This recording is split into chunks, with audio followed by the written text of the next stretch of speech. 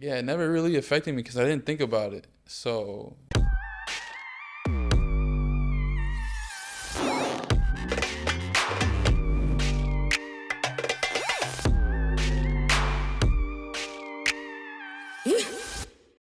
Welcome back to the fifth quarter powered by LBA. Today's guest is Omar Jamaleddine, aka OJ.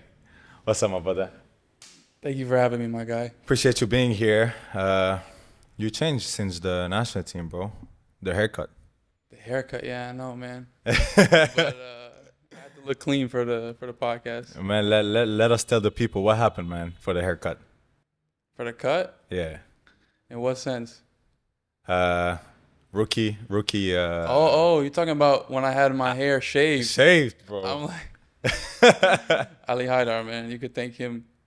Yeah, I'm a rookie though, so I was a rookie at the time, so I had to do my duties, and now I get to keep my hair. For me, it was my beard. I know, man. We were You in it shaved together. to an S. That's crazy. We Yeah, were in but it they're together. not doing that, by the way, in the national team anymore. Why not? We saw the rookies now. They Yeah, no, they didn't got have to do lucky. it. They got They got lucky, lucky. man. They got lucky. They're not gonna get lucky next time. Oh, oh, let's talk about your journey. How did you start basketball? Like, why you started basketball? I started playing soccer first, or football. Same. For everyone here, they'll get upset with me if I say soccer, but So, I started soccer when I was 5 years old, okay. and then around 9 years old, my dad was like, "Man, you want to play a different sport, or you should try something else out. You don't want to just stick to one, you know." And I had like a Disney basketball hoop in my bedroom. I was like, "Basketball, let's do basketball," and I fell in love with it right away That was at what age? at 9. 9. Yeah. Okay, cool. So it started from a little mini hoop on my door, and from there I've been in love ever since. Ever since, for me, it was kind of similar, but for me, it was a bit later. It was around 10, 11. I was on vacation with my parents in Paris, and I saw a commercial for Kobe. And my dad used to play basketball, but he never told me you got to play, you know? And Yeah. I saw a commercial, and I was like, wow, I like that. I want to try it. Came back to Lebanon, and ever since I started, and I loved it. Yeah, it's that crazy. That was Derrick Rose for me. You Derrick got Kobe. Rose. For me, I saw Derrick Rose playing like his MVP season. It was either the year before he won MVP or the year he became the youngest MVP in the NBA. And I was watching, and I was like, Yeah, he was. This He guy had is an different. incredible Yeah. season. Yeah. But you're from New York, right? yeah. Are you Born and with the New raised. York Knicks?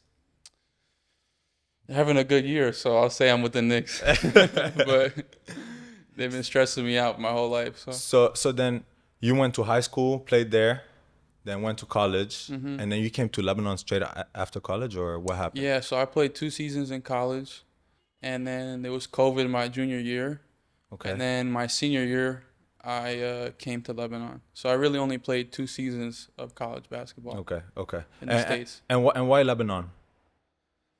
Man, I mean, I've always had a pull to come to Lebanon because my dad being Lebanese, and I knew in my heart that I was going to be here one day. And honestly, growing up, I didn't know Lebanon had a basketball league. I didn't know I had a good basketball league. I didn't know people were so passionate about it. So when I had the opportunity to do it, and even though I was still in school, I was like, I have to make this happen. Like, Yeah. so And so you came, you were my teammate. I know, man, you're my first brother over here. Guys, one of my favorite teammates. Hopefully we'll play soon again Inshallah, man. together. Yeah. And how did you like it your first year here? Bro, it was Because crazy. it's different. It was crazy. I also came during a difficult time, you know? Yeah, exactly. It was right after the revolution. It was right after COVID. COVID. It was no fans, right? No fans, all locals. Or locals. Or maybe not no fans, but very limited. All locals also. So for my first time away from home, I mean, also on the other side of the world, I wasn't just, down the street. So it was difficult for sure. But it was an experience that definitely helped build me. Yeah, then you I'm got thankful for it now. Yeah, then you got injured and went back to Yeah. the States. Yeah. And you came back here with Beirut. And that was last year? Mm-hmm. Exactly. How was that year? Man, it was an interesting year. It had ups and downs. Like Because you had Wasso too, right? It wasn't we just had the Wasso, we had the Arab Championship, we had the Dubai tournament. I mean, we played like 60 games, I think. And I felt like I started off the year good, and then my body was still getting used to like the load management of playing like a full professional season. Like in university back home, you played 25, 30 games maybe. We played 60 plus games. Here. Yeah. That you- And yeah, and and getting into like a routine, like I'm very like OCD about my routines, and back home I have my trainer that I'm very consistent with. I have all the places I know to go to get working, and I was still getting like familiar with the country. So, even though I had my rookie season at Champville, I really consider like Beirut was like my first year, my For first sure. full season. For There sure. was imports, there Yeah. was fans. I would say there was It more was pressure in different. the league also. That first Exactly. season with just all Exactly. locals, it was a little different. And talk about the routine. I feel like in Lebanon, it's hard to have a routine because we don't have the facilities. Yeah, man. I remember one time you put on your story, who can rebound for me? Yeah, You know? I've done Usually that a in couple this, times. that was funny to me because in the States, I know that you don't need to write that. You know, you got like the guns, you got like the The facilities, shooting machine, yeah. whatever. So it's easier. And after Beirut, I would say it's easier. Just to stay on that a little longer. I would say it's easier in the States, but like in New York City, there's like 10 million people in a small city. And if you're not like a top level player or like high level recruit growing up, it's difficult to get, the proper training and whatnot. So like I kind of was used to that in the city because I had to train myself a lot growing up. So I built my routines like off of that. But as I got older in university, obviously then I had the gym and whatnot. I thought it all changed like when I went pro. I had this imagination like I was gonna be like in the NBA, but just in Lebanon. but I want to talk about this. So last year was like, let's say your rookie year. Yeah. Did you accomplish the targets that you wanted to? Or did you have targets, I mean, by the way, for each season? I kind of went into it like wide-eyed and naive, I would say, I Okay. didn't, so I wouldn't say they were fair targets because I didn't really know what to expect. Okay. So even that being said, I didn't achieve those targets. Okay. Okay. And this year, you would suggest, do you feel a difference in your role? You're asking the hard questions today. Yeah. Those are the good questions. They're the though. good ones. Do I feel a difference in my role? Yeah. Yeah, slightly. I mean, I would say this season we have a deeper team than I see the that. team I played Yeah. on last year. Especially in your position. Especially it's as a guards. lot of guards. I mean, there's a lot of guards in Lebanon in general, right? True. And so yeah, my role has changed slightly. I mean, in college, I was a score first guard. I was a volume shooter. I was like the go-to guy on my team, and then coming to Lebanon, my first couple years pro, I've had to become like a real defensive anchor. That's like what I prided myself on is one-on-one defense. I have some stuff to learn about help side and whatnot, but True. so my role has changed that way. I didn't really play defense in college. By the way, I was talking with Javion. Shout out to him, and he was telling me that you're one of the toughest guards, basically on the defensive end for him. Like we were because I asked him like, who's the toughest player you played against, like defensively, and he brought your name up. Like he was like, yeah, definitely Omar because of your body. Yeah. Shout out Javion. Thank you, man. Yeah, and it's cool coming from him. I'm gonna use him in my negotiations next year. My next contract. We gotta talk to him for sure. But yeah, not just especially coming from him, like being a top scorer, saying this is big for me, like Yeah. And yeah, it's not easy to be a defender, especially in this league, having like the caliber of foreigners. Yeah, you're putting on bring an out. import every night. You have to. Because we got NBA players. You guys Yeah. just signed Clay Anthony. Yeah. I played with him last year. Great guy. It's tough to guard him, and he sure. can play multiple positions. Yeah, and I got another tough question for you. So, Jad El Hajj Sagesse team or Jad El Hajj national team? Do you see a difference in the character, or is it the same? No, I definitely see a difference. Okay. I would say I think you need to have a little bit different of an outlook. I kind of based it like growing up. I would, always watch the USA team, and they bring in like Mike Krzyzewski or like the coach of Duke or Greg Popovich and whatnot, and you always see they have a different interaction with the players because you're dealing with the best players in the country. So I think you don't have to be as hands-on. It's more about making sure everybody is together and the chemistry Good is right. chemistry. It's not like a huge X's and O's thing because You got the elite players basically. exactly, and you're only dealing with these guys for a short amount of time. You don't have them for 8 months, you know. True. So it's normal. It's going to be a different uh, coaching experience, I would say. But then Exactly. again, I only been there a couple of the qualifier windows. So Yeah, I feel like like being at Coach Jad's place, it's so hard to be the coach of a national team, also be the coach of a club, like especially with like he's in one of the best teams, so basically have like one of the best. for you the best for sure, but like having all those great guys, I feel like it's hard to like pick from that team, Yeah, yeah, like it's definitely. And no matter what you do, everyone's gonna have something to say. always. So So let's talk about the Sagesse fans. How are they treating you this year? Because I think it's your first year with like a big fan base. yeah, they welcome me with open arms, man. I've appreciated all the love and support. I felt it right away, and it's been nice. You go to every game and you know your fans are gonna be there, and it helps us a lot for sure. Cause it's a long season. There's some games that, not every game the team is gonna be completely like mentally locked in. But when you have your fans there, you feel like okay, You got to we push. got support. You know what I mean? We Yeah. got to do this. Yeah, So yeah, yeah. it helps. What's like one of your favorite moments with them, or like of this year?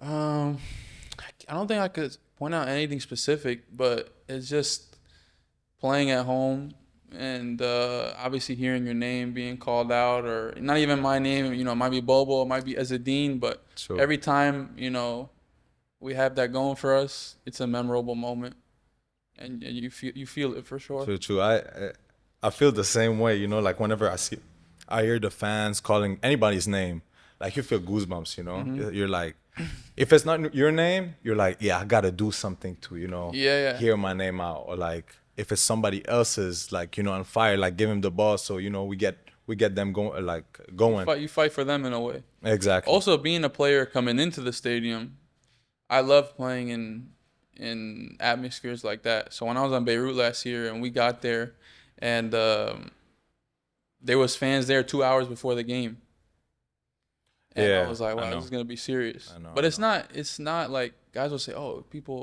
some guys aren't intimidated and whatnot. But I think as an away player, you're like, okay, we're about to shut this crowd up right now. It's nice. It's nice playing. I like playing away, to be honest. Home is always home. But away it's like a different type of feeling that you get. You like, I gotta bring them back. I need to bring the chip back Yeah, yeah. to my team. And so, okay, talk about the fans and seeing all the love. Do you have any ambitions? Like, what's your ambition in basketball? I've always had big goals for basketball. But as I got older, I've just told myself I want to become the best player I could be, because I feel like a lot of times people will set expectations on themselves, they'll set timelines, and you don't get there and you feel a little discouraged. And I realized that not setting expectations like that on myself helped me a lot. So just aiming every day to be the best, player I could be, the best man I could be, Yeah, is a lot more motivational on a daily basis. Yeah, I remember one time someone asked Kobe. He was like, "Are you the best player ever?" And he was like, "No one's the best player ever, because it's a word of how you say it, opinions. For me, Michael might be the best player. For you, Kobe might be the best players. So you can't satisfy everyone. Yeah, exactly. So at the end of the day, I think you got to look at yourself and try to be the best version Exactly. of yourself. And if it's not for me to decide either, like who's, let's say, the best player in the league or whatnot, or what I feel about myself in comparison to other guys, as long as I'm, beating myself every day, right?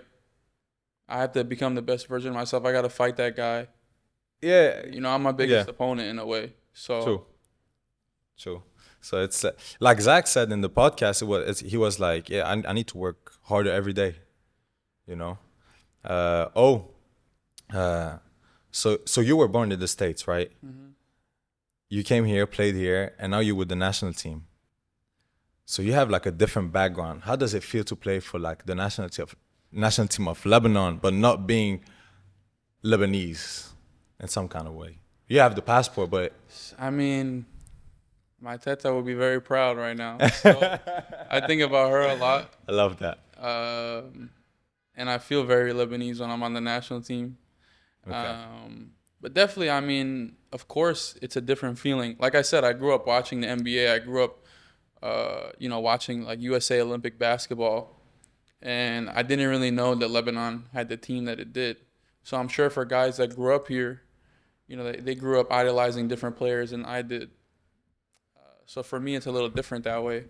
But you still feel something when you put the jersey on. For sure. For sure. Especially having like the whole fan base. It's crazy. Yeah. Oh, do you do anything other than basketball? Oh, that's about it. No, I mean, I'm gonna try not to look like basketball's my whole life right now. I clean my room. I do the dishes. Man, I'm playing. um, Have any on my ambition free time, on your free or time? do I have any other hobbies? Yeah, anything. I talk about this like with my friends a lot, like other guys that play in the league and whatnot, and it's tough. Like we think about it all the time. So what would we be without basketball? I would for sure be a businessman. Like I Okay. think about investing a lot, and I try to talk about that with the older guys as much as I can and pick their brains on it. Okay, yeah. So I occupy my off time doing that and playing video games. We Yeah. play a lot of Fortnite. It, So that's what, I feel like having a veteran in the team is so nice. I was talking with Amir on the podcast and Kareem, and Amir was telling me Saud, and he was telling me that he always push the younger generation to invest their money like once they get their salaries, and Kareem Zainoun is one of them, and he was telling me that because of Amir, like one of the reasons, not only him, but he started investing, and I feel like every basketball player should also think about something else than basketball because, for sure, at the end of the day, it's we not have gonna last forever. Yeah. a short career. Hmm. And other than business, what's your hobbies? Like I said, PlayStation? I mean, I play Fortnite. That's how I stay connected with my friends back home. What's your username for the people? You I never can't know. put that out there. I'm gonna have too many requests. What Something with OJ in it. with That's OJ? my Okay, username. okay, guys, try to find it. What did you study in university? I study finance. Finance. Hmm. Why finance? Tough question. Because the world revolves around money.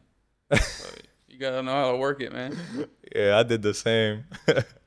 Also, But it's easier than studying science or math. So true. Let's come back. Let's come back to yeah, basketball. yeah.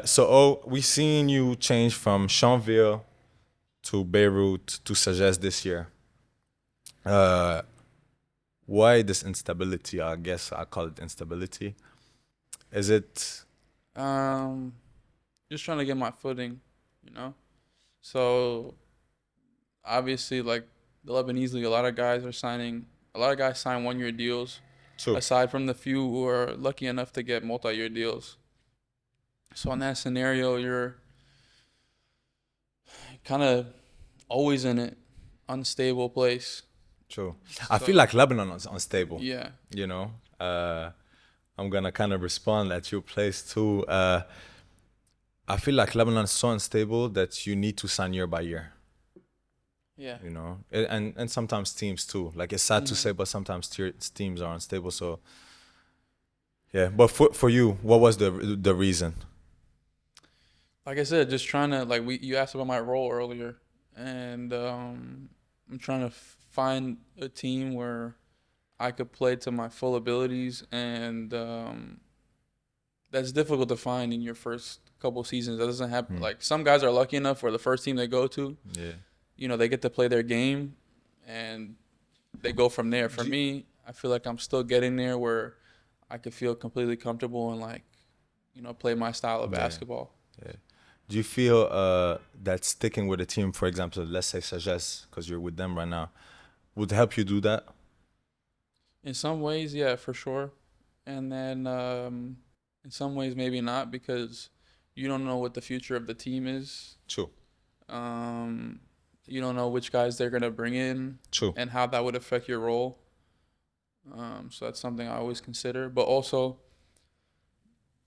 the way Riyadi has done it, they've had the same core group of guys for the last 3-4 years, and it's working out great for them. So I can see the upside definitely. Like if I get to keep playing with Bobo and guys like that, and we get to build chemistry together, it will definitely help us in the future. For sure. Do you see yourself winning a chip in the near future? I always do. I always, envision it. So Yeah. Because every time especially before with I go to bed, that's what I'm thinking yeah, about. because especially with Sagesse, like they've been with no chip for like the last 20 years. 20 years, man. 20 years. Yeah, that would mean the world for them to win. Especially like, if not this year, next year or the year after, No, it'd be crazy. I think about it very often. Yeah. So it's definitely something I envision. A question just crossed my mind. How is it to work with like a legend like Elim Shantaf? Because I'm very thankful for it. yeah. So we didn't have him at the beginning of the year, but And him and Jean. I was gonna Yeah, say, and Jean especially Abdenour. John has been very Because he's more on the court with you guys, Jean. Yeah. Yeah. he's been very hands-on with the team, and I see him every day at practice, and we talk before games. So I've appreciated his Do you insight feel a like lot. that winning culture with Jean? Yeah, for sure. Yeah. He brings a certain like professionalism, same as Ali, that you need in a winning organization. So Omar, in the theme of Mother's Day, I have a special guest before Maria, which is your mom. I'm gonna introduce her on set, please. Can you come? Yes.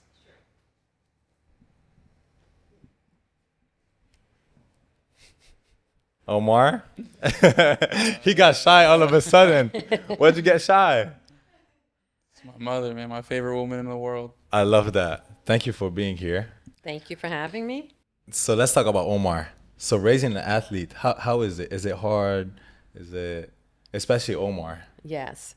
Definitely it's stressful because his whole life, starting at 5, he was playing in sports. And so we were traveling a lot all over for games, and always worried about injuries. But also had to feed him a lot because he exercises and works out so much. So I think I know he eats a lot. I've seen it. I've seen it I live. thought that was gonna be her first answer. I thought she was gonna say I cook for him all day. She complains about all the time. I have to clean up after him. And I have to say, when he was in high school and college, never missed a game. Oh yeah. Never missed a game. My mom's the same, by the way. She Yeah. never misses a game. Never missed a game. It's. I feel like it's so nice to have like the support of your parents. Like it's the number one support. Yes. Yes, I How do you feel about It's it? the most important Yeah. sport. Yeah, I didn't realize how important it was till I got older, Mm-hmm. and then I didn't realize how much I missed them until I moved away from home. But it's a And- big deal. What is an aspect of his personality that we don't see on the court? I think Omar is also, being an only child. I think he's very, very close to his family, and he's very caring and kind and loving to his family and his friends. And he's really, I think, also very humble. She exposed me Yeah. as being an only child. But it's nice to be only child. And is it hard for you not having Omar at home anymore? Oh yeah. And especially that I you love guys are so far away. I love coming to Lebanon, and so happy that he is immersed in his culture and Yes. getting to really know the Lebanese people. But it's really hard for me as a mom, sure. for him that he started coming at age 20 and being so far away. But that's why we come as often as we can. I love that. Thank you so much for your time. Thank you for having me.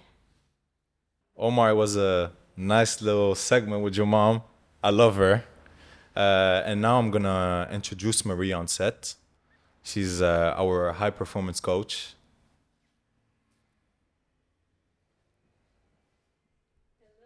Hello, hello. Hi, Maria. How are you? Hi, I'm good. How are you? I'm great. Omar, good to see you again. Good to see you. Last time I saw you, you were playing with the national team. Yeah, not too long ago. Yeah, how was that? It was a great experience. It was great having you there. I think a lot of the guys enjoyed it. I'm really glad. And Hey, I look Maria's forward- official now. I love it. Mabruk. Thank you. So you were saying that your journey as a basketball player started at the age of 9, but you weren't always tall and fit, right? Yeah, no, I was like 5 feet going into high school. I don't know what that is in centimeters. I guess I we could look don't it know how up to later. convert. And I was like 110 pounds maybe.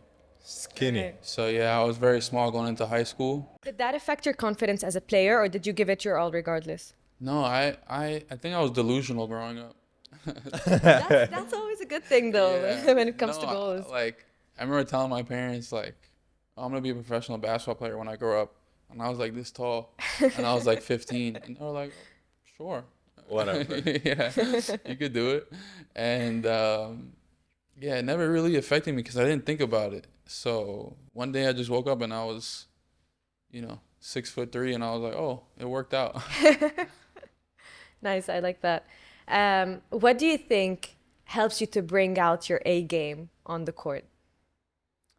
What kind of preparation do you do pre-game, or what kind of mindset do you have to really get in the zone and give your A game?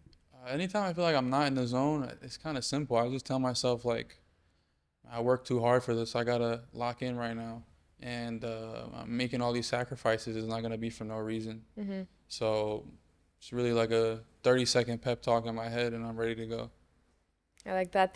I remember there's a game that you played this season. In that game, before that game, you had a deal with Coach Jad, and I remember you gave it your all. It was an incredible performance, and we all saw how happy you were on the court. One, what was the deal? Oh, everyone wants to talk about this deal. What happens in Vegas stays in Vegas. But it was a good deal. And yeah, I mean, always after you have a good game, you feel like the hard work is paying But off. So. what did that performance make you realize? What kind of support did you feel like you needed in order for you to really step out into your full potential? Because it was a shift. Like, wow, one game, it was like, what happened? Yeah. You were playing full out. Yeah, I mean, and there's still ups and downs, you Yeah. know, and for me, just having a game like that, having support, like you said. I mean, the deal went somewhere along the lines like, "Hey man, do your thing today," and you have our full support. So, and you see what the results were. So the more often that happens, the more the results will come like that. And Yeah. It's God very willing. important to Yeah. have the entire team really supporting you and Yeah, it makes a world of difference. I mean, there's a lot of guys who never get the opportunity because they're not 100% confident in themselves. They don't feel like, let's say, coaches or management is confident in them. And confidence is something that is given and taken away at times. yes. I think a lot of people think that you're just born confident. There's few guys who are, let's say, but even then, once you make it to a certain level, a lot of guys experience that where they're like, am I who I think I was? Am I supposed to be here? So you need those games to be like, yeah, I am that guy, you know. True. Yeah. Yeah, I completely Yeah, agree with 100%. Omar, you know, 'cause like, It's like a muscle. The more you work it, the more it grows. Yeah. Yeah. And also, you said practice. When you practice and when you're putting in the work, it gives you that confidence of, I can. You keep reminding yourself, Yeah. I'm able to do that. I'm able to do that. Yeah. And this is also a message for the coaches and for the staff and the team of how important it is to really give that confidence to your players, because they're going to give it right back. Yeah. Yeah. No, there's little things that happen in games and practices that make a huge difference for a player's confidence, you know. Like I what? think- I mean, if a guy makes a mistake and he sees a guy waiting for him to be subbed in, that gets in his head, whether or not it was because of that mistake. If that was a sub, that was a part of the rotation regardless, you know, that gets into your head. You know, missing a shot and your coach just being like, just giving you a tap on the back, like, hey, man, that was a good shot, you know? Yeah. It makes like a world of difference. For sure. You know, you don't want to come back to the bench and feel like, oh man, they're like, Yeah. they're disappointed with me. Because If- you know, you're not playing basketball like, you know, to make everyone like happy. You're playing basketball like because it's what you love, you know. So if you're over there thinking about, oh, the coach is like, you know, he's not happy with how I'm playing right now, you're gonna make different decisions than if you're just playing in the flow of the game. Exactly. If you don't have room for error, then you'll never be a great basketball player. Never. 1,000%. Yeah. Yeah. Yeah. Curry and- takes sometimes, you know, 15, 16, 17 threes a game, and he shoots a crazy high percentage. But I believe it's because he takes so many threes. If he was taking like 4 threes a game, he misses the first 4. You never know if he's going to end up going 12 for 16. Yeah. He could hit the next 10 in a row. Not saying everybody is Curry and everyone gets that green light. But, I mean, players like Amir Soud, like, you know, he's at a certain point in his career. Obviously, he's earned it. But I've seen games where he starts off 0 for 5 and then he ends up with 30 points. So it's like, if you didn't let him rock, he's not gonna get there. He's not gonna win you that game. True. Exactly. I like that. I think that's a very important message to put out there. To be given the confidence, to be given the chance, and also to be given the appreciation. Yeah. So when you do something good, it's always good to hear like, "Good job, you did well today." Yeah, Because exactly. that really impacts the players. Especially with even small details, you know. Yeah. It doesn't just have to be like I made the shot, but just like a great pass, or like a good rebound, A good stop on good defense. yeah, a box out, anything. Or Whenever good you like, leadership or good energy today. exactly. Yeah.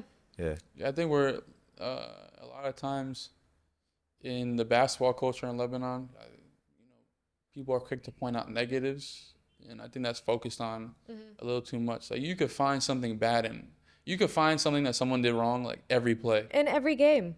Every play. If you wanted to watch the film, if you want to watch 40 minutes of film, you will stop every 10 seconds and be like, he was in the wrong position. He closed out wrong. There was a better pass. That shot was too early. This shot was too late. You know, hindsight is 2020. So Yeah. I think we need to focus on the positive a little more. Yep. You get what you give, right? If you're giving Exactly. out the positive, you're gonna get For that sure. back. I like that. Thank you. During the season, you had a lot of injuries, right? So how was it like to go away from the court and then come back and try to catch up with your teammates again? I know it puts off a lot of pressure. How did you deal with this? You know, it's never really been a problem in my career. You know, growing up, I played, I think, every game in high school. Maybe I missed one game in college. And it's definitely a different experience. But even last year, I had a lot of injuries, let's say relatively to other players, but I still played 40 plus games out of the year. So I felt like I wasn't too out of the loop, but you always, you know, when you're like on a streak of like good games and you get hurt, it's always like, it brings you down a little bit. You're like, damn, I was just feeling myself. But within a week, usually like a week, you feel back in the swing of things. That's like the timeline I give myself for any injury. It's more about the physical. Like the mental is like, you get the reps in practice. You get Sure. back up to game speed probably within like the first half of a game. So Okay. True. So and once the more that it happens, the more that you know your body and you know how you deal with it, and then the faster yeah, you get back on track. I think the hardest part is staying off the court because a lot of times you're like, I want to go. Like, I don't want to miss any more games. Yeah. So Especially off the court, I guess like you're in your head. Yeah. You know. yeah, that's the worst thing. If you're thinking about your injury, you probably came back a little bit too early because you're not gonna be able to play your game. And especially, I feel like in the culture in Lebanon, sometimes they try to push you to come back early, you know, because they need you, Yeah, that's right. and they don't think about like the future. They think about like the short time Yeah, goal it's that they different have. in other leagues. Guys that have played in Europe talk about all the time, like the imports that come here that have played in EuroLeague, that have played in the NBA, let's say, is a completely different culture where they're like, no, you can't play. We're not letting you play, which is completely different than here. Here it's like, oh, your timetable was 6 weeks. you'll play in four. Yeah, And that's true. That's true, and that's, And that's true. not good You at don't all. really have a choice. Yeah. You kind of just got to do it. You have to keep it going. Yeah. So yeah, that's an interesting aspect of it. Yeah. And speaking of being on the benches when you're not able to play, being on this team and having a lot of guards, there's a lot of, subs going on. And so how does it feel like to be substituted constantly when you feel like I really want to play, and then, you the coach at some point has to put a lot of players in and out. Oof, that's tough for every player, I guess. Yeah. Yeah, But man. it's extra numbers of guards on that team specifically. Yeah, we're deep Right? for sure. Yeah. We have a deep team. Did you have something you wanted to say about it before I go into it, or? Go ahead. I'll just add some. I mean, right in after. in every team, whenever you're taken out and you feel like you're on a roll, you're like, damn, I wish I stayed in. But you gotta just be like, all right, man. This is what's better for the team right now. Like, Yeah, exactly. you dap up the other guy and you're like, I hope he goes and kills it. So Like you the just wait for your next opportunity. You yeah, gotta be yeah, ready. exactly. Yeah. The team is always bigger than the player, you Yeah. know. And if you don't have this mentality, then you're not a championship player. Exactly. For sure. You're gonna have or to like make championship team. sacrifices. Exactly. If you don't make sacrifices, then you won't end up winning. So I mean, you could ask any of the guys on reality. I'm sure they'll tell you about the sacrifices they had to make, like in their role. You take some of those guys out of there, and they'll be a starter or a go-to guy on a different team, True. and that's just what they have to do to win a championship. So Yep. True. 1,000%. And take Amir, for example. He's one of the best players, the captain of the national team. Sometimes he's not even in the starting five. So that's what it's like to really put your ego away and play for the team. Exactly. Yeah, I like that. Last question. If you were to say one thing to your younger self that you now know, what would you say? Because you're an old man now, you know.